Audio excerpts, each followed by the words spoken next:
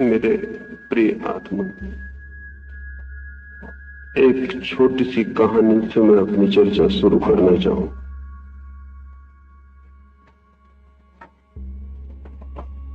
एक बड़ी राजधानी में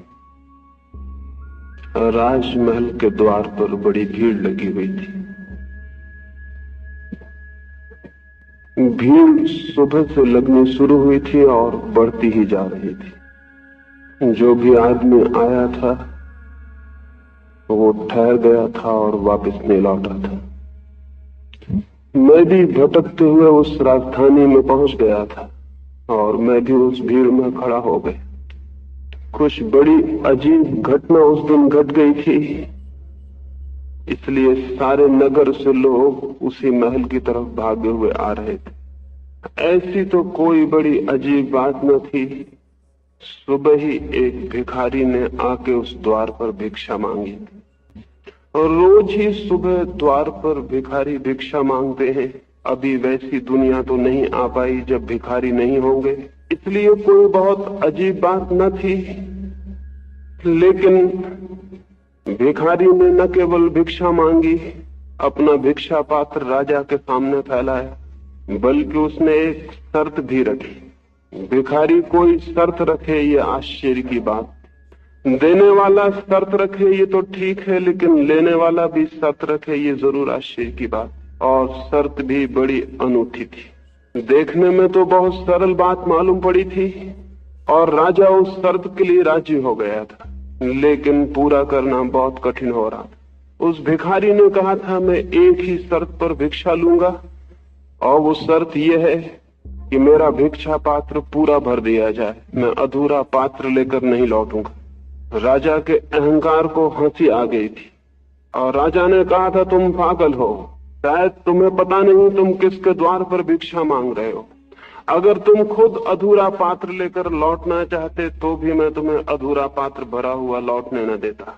शर्त रखने की कोई बात नहीं।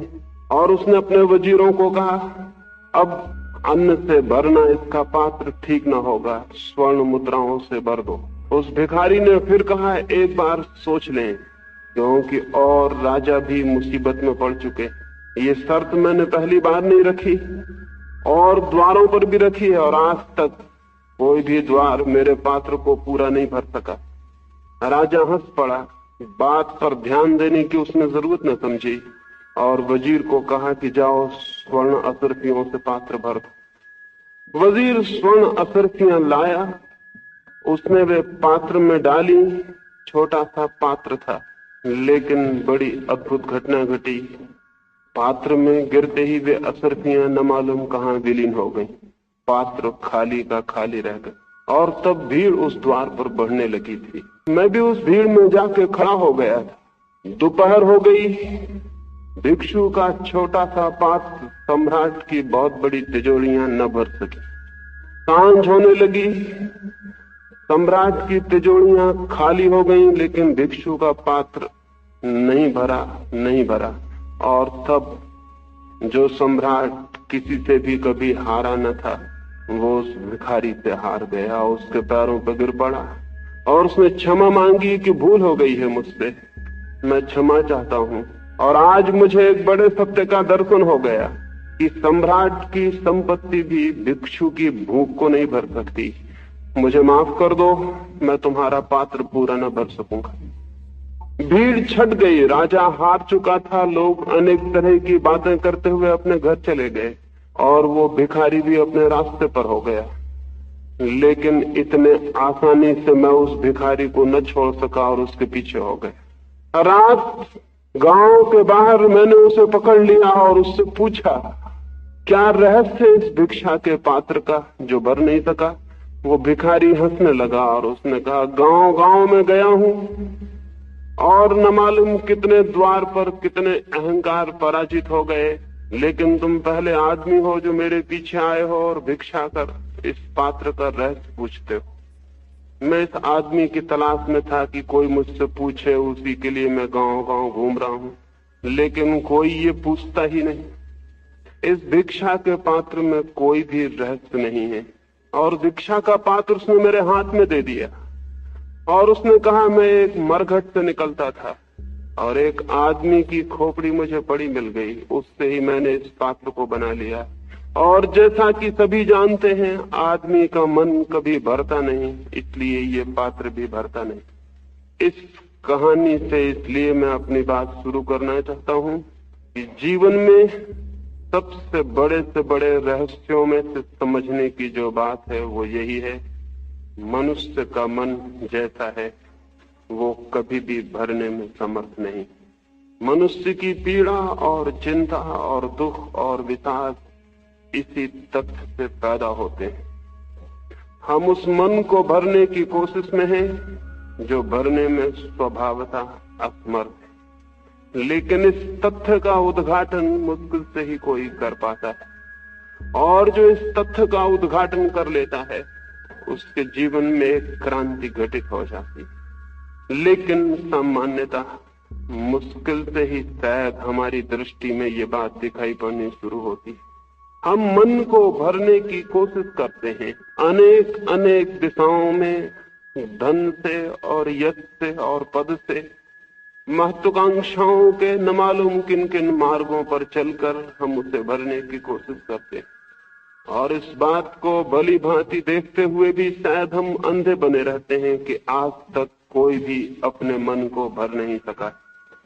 क्या किसी मनुष्य ने मनुष्य जाति के पूरे इतिहास में ये कहने का साहस दिखाया है कि मेरा मन भर गया, मेरा मन तृप्त हो गया? क्या किसी ने लंबे 10,000 वर्षों के ज्ञात इतिहास में ये बात कही है कि मैं मन की पूर्ति पर पहुंच गया, मन की आकांक्षाएं तृप्त हो गई? नहीं, एक भी मनुष्य ऐसा दिखाई नहीं पड़ता। और हर शेष मनुष्य की जीवन कथा मनुष्य के निरंतर खाली रह जाने की खबर देती। सिकंदर की जिस दिन मृत्यु हुई और जिस नगर में उसकी अर्थी निकली, उस दिन एक बहुत अजीब बात लोगों ने देखी। शायद वैसा कभी भी नहीं हुआ था और शायद आगे भी कभी नहीं होगा। सिकंदर की अर्थी को देखने लाखों लोग रास्तों पर खड़े थे। कोई साधारण आदमी न मर गया था, महान सिकंदर की मृत्यु हो गई थी। लेकिन लोग देख के हैरान हुए, उसकी अर्थी बड़ी अजीब थी। अर्थी के बाहर सिकंदर के दोनों हाथ लटके हुए थे और हर कोई पूछने लगा कि ये हाथ अर्थी के बाहर क्यों लटके हुए। सारे नगर में एक ही बात उठ गई।